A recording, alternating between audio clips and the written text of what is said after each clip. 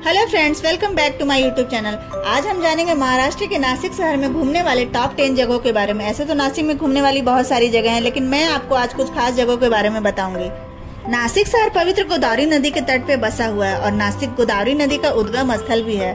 गोदावरी नदी का उद्गम ब्रह्मगिरी पर्वत से हुआ है। ब्रह्मगिरी पर्वत त्र्यंबकेश्वर टेम्पल के पीछे में स्थित है। यह त्र्यंबकेश्वर टेम्पल से 10 मिनट की दूरी पर है और यहाँ से 2 किलोमीटर की लगातार चढ़ाई करने के बाद आप ब्रह्मगिरी पर्वत की चोटी पे पहुँच जाते हैं। इस तरह से गोदावरी नदी का उद्गम स्थल ब्रह्मगिरी पर्वत पर्यटकों के लिए एक प्रमुख पर्यटन नासिक शहर यहाँ होने वाले कुंभ मेले और धार्मिक स्थलों के लिए भी प्रसिद्ध है। दूसरे नंबर पे आप पंचवटी जा सकते हैं। पंचवटी में राम कुंड है, जो कि कुंभ मेले के दौरान प्रमुख पर्यटन स्थल के रूप में 12 साल पे लगने वाले कुंभ मेले के दौरान इस गोदावरी नदी पे स्नान करने के लिए श्रद्धालुओं की लाखों की भीड़ रहती है।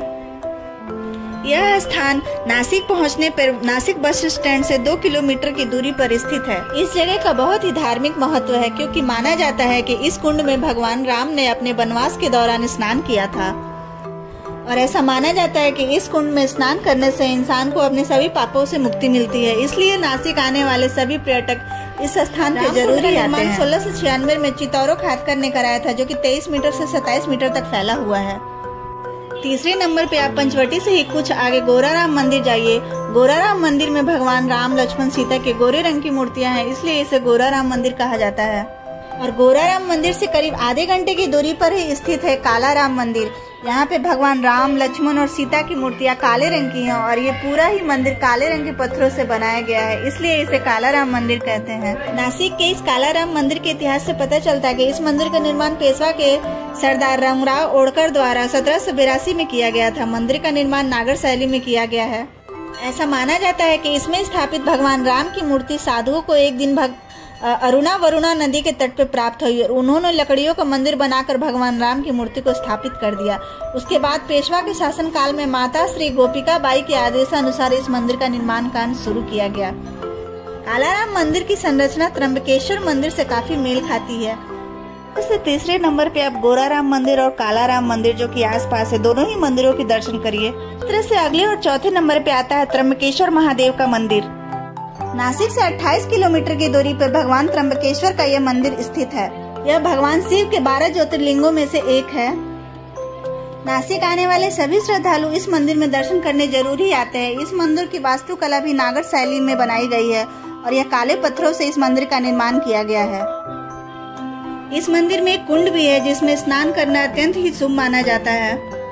त्र्यंबकेश्वर शिवलिंग की सबसे खास बात यह है कि इसके 3 मुख हैं, जिन्हें भगवान ब्रह्मा, शिव, विष्णु का स्वरूप माना जाता है। त्र्यंबकेश्वर की उत्पत्ति के संबंध में ऐसी मान्यता है कि पहले जो ऋषि थे वो गौतमी ऋषि से ईर्ष्या करते थे और उन्हें नीचा दिखाने की कोशिश करते रहते थे। एक बार सभी ऋषियों ने गौतमी ऋषि पर गौ हत्या का आरोप लगा दिया। सभी ने कहा कि गौ हत्या के पाप के प्रायश्चित के लिए देवी गंगा को यहाँ लेकर आना होगा। तब गौतमी ऋषि ने शिवलिंग की स्थापना करके पूजा शुरू कर दी। हमारा नेक्स्ट और 5वां डेस्टिनेशन होगा सोमेश्वर महादेव मंदिर और सोमेश्वर वाटरफॉल। नासिक बस अड्डे से 9 किलोमीटर की दूरी पे सोमेश्वर वाटरफॉल और सोमेश्वर मंदिर स्थित है। सोमेश्वर मंदिर काफी खूबसूरत है और इस मंदिर की काफी मान्यता है। और यहाँ पे जो वाटरफॉल है, वहाँ पे काफी भारी मात्रा में पर्यटक आते हैं और नौका विहार का भी आनंद लेते हैं। यहाँ बच्चों को खेलने के लिए टॉय ट्रेन तथा अनेक प्रकार के झूले भी लगाए गए हैं। यहाँ का जो नेचुरल सीन होता है वो पर्यटकों को काफी पसंद आता है।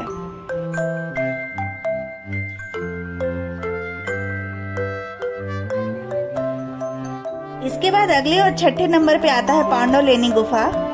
नासिक से 8 किलोमीटर की दूरी पे स्थित पांडवलेनी गुफा 24 बौद्ध गुफाएं हीन या बौद्ध धर्म को प्रदर्शित करती हैं और ये 300 ईसा पूर्व बनी हुई गुफाएं हैं। इन गुफाओं को त्रिरश्मि की गुफाएं भी कहते हैं, क्योंकि ये 3000 फीट ऊंची और त्रिरश्मि की पहाड़ियों पर बनी हुई गुफाएं हैं। गुफाओं को पुंडू कहा जाता था, जो पाली भाषा में पीले रंग का होता था। ऐसा इसलिए है क्योंकि गुफा बौद्ध भिक्षुओं का निवास था, जो चिवरा या पीले रंग के वस्त्र पहनते थे। बाद में पुंडू शब्द पांडु गुफा में बदल गया और दशकों बाद लोग इसे पांडु गुफा के नाम से बुलाने लगे, जो कि भारत में हर गुफा के लिए प्रयोग में लाया जाता है। अब मैं आपको बता दूं कि पांडु गुफा जाने के लिए 20 मिनट की ट्रैकिंग करनी होती है, लेकिन इसके जो रास्ते हैं वो काफी सुलभ तरीके से बनाए गए हैं। सीढ़ियों को बहुत अच्छी तरह से बनाया गया है, तो ये 20 मिनट की चढ़ाई बहुत आसानी से की जा सकती है। गुफाओं की ऊंचाई पे पहुंच के पूरा नासिक शहर काफी खूबसूरत दिखाई देता है। नासिक शहर का संबंध रामायण काल से भी है, तो हमारा 7वां डेस्टिनेशन होगा तपोवन। तपोवन वही जगह है जहाँ पे भगवान राम के भाई लक्ष्मण ने शूर्पणखा की नाक काटी थी। यहाँ पे लक्ष्मण जी का एक मंदिर भी बना। तपोवन भगवान राम को अति प्रिय था, इसलिए उन्होंने अपने वनवास का अधिकतर समय इसी तपोवन में गुजारा था। तपोवन वही जगह है जहाँ पे लक्ष्मण ने शूर्पणखा की नाक काटी थी, इसलिए हम इस शहर को नासिक के नाम से भी जानते हैं। रामायण काल की घटनाओं को यहाँ पे स्टैचू के द्वारा प्रदर्शित किया गया है। इस मंदिर में भगवान राम के भाई लक्ष्मण की पूजा होती है। तपोवन में गोदावरी और कपिला नदी का संगम भी होता है, जहाँ हर 12 साल में कुंभ मेले के शाही स्नान का आयोजन किया जाता है।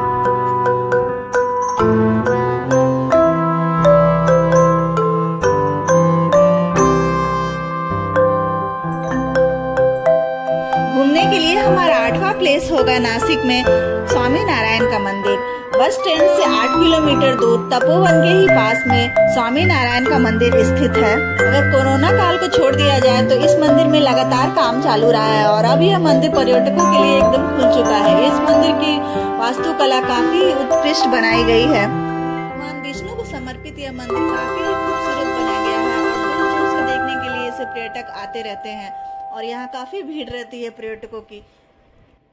तो नासिक आने पे ये आपका विजिट करने वाला सबसे पसंदीदा जगह हो सकता है, तो आप यहाँ जरूर विजिट करिए।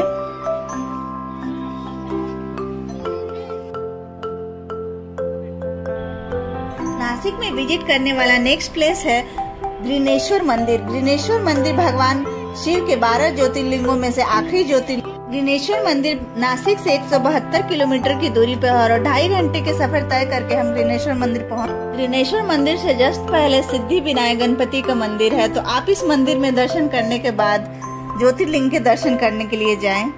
और ज्योतिर्लिंग के दर्शन करने के बाद अहिल्याबाई होलकर द्वारा बनाया गया एक तीर्थ कुंभ है, तो आप इस तीर्थ कुंभ में जाके स्नान कर सकते हैं और इसके भी दर्शन कर सकते हैं।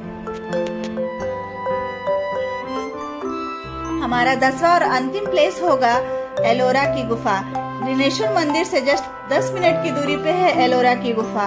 तो अगर आप ग्रिनेश्वर मंदिर तक जाते हैं तो वहां से बस 10 मिनट की दूरी तय करके वॉकिंग डिस्टेंस पे आप एलोरा गुफा को देख सकते हैं। एलोरा एक पुरातात्विक स्थल है जो कि महाराष्ट्र के औरंगाबाद जिले में स्थित है। इन्हें राष्ट्रकूट वंश के शासकों द्वारा बनवाया गया था। अपनी स्मारक गुफाओं के लिए प्रसिद्ध एलोरा यूनेस्को द्वारा घोषित एक विश्व धरोहर स्थल है। बड़े बड़े पहाड़ों और चट्टानों को काटकर बनाई गई ये गुफाएं भारतीय कारीगरी और वास्तुकला का एक बेहतरीन नमूना है। एलोरा की गुफाओं में मौजूदा वास्तुकला मूर्तियां 3 अलग अलग धर्मों से जुड़ी हैं, बौद्ध धर्म, जैन धर्म और हिंदू धर्म।